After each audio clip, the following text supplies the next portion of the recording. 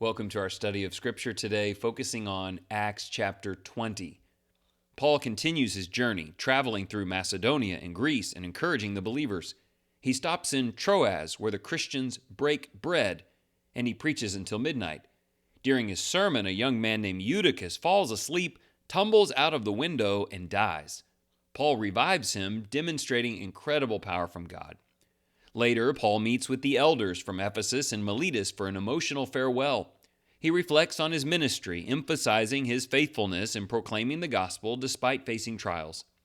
He warns them to guard their flock against false teachers and to care for the church, which was purchased with Christ's blood. Paul's heartfelt goodbye includes prayers and tears as he commends them to the word of God's grace and encourages them to actively help the weak among them. This instruction in his journey can be very helpful to us. Let's see what we can learn. This chapter's use of we pronouns suggests that the author, Luke, accompanies Paul on this journey, adding credibility to the book of Acts.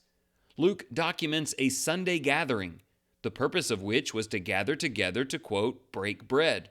This example implies a Sunday observance of the Lord's Supper, which we still honor today. Preaching until midnight is less common now, as it can lead to dangerous sleeping incidents. Eutychus's revival after falling serves as a testament, though, to God's mercy and power. Paul's meeting later with the Ephesian elders establishes another model for churches today, elders within local congregations attending to the spiritual needs of their flock. Elders are to be students of the word and supporters of the weak among them. So this chapter leads to two very significant patterns for New Testament churches, that is, the Sunday observance of the Lord's Supper, and also the true and ongoing work of fruitful elderships. Let's look at three questions. Number one, disciples plan to meet to break bread and study. How important is that example in how you build your weekly schedule around Jesus? I've always loved that the first day of the week, we start everything with fellowship and we remember Jesus. And are you structuring your weekend and your week to build everything around it? Question two, Paul shared his personal resolve before instructing these elders. How important is your own walk of faith when instructing others? Like Jesus, you get this sense he wasn't asking them to do something he wasn't already laboring to do.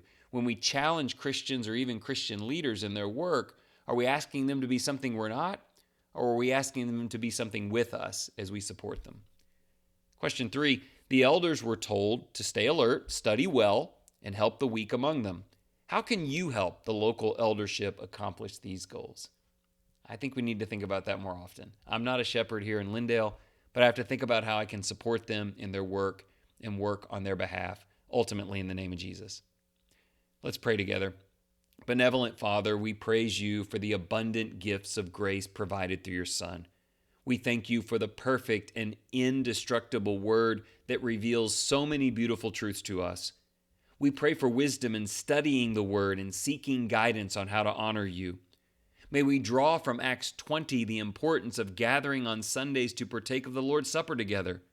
Instill in our hearts a yearning for fellowship. Father, please bless our local churches with devoted elders. Work on all our hearts, shaping us to love the flock and serve in Jesus' honor. All our hearts, our shepherds, our teachers, our new members, our established ones, and you and me. If all of our hearts are growing towards the Lord, then we will flourish together. I hope you have a wonderful day.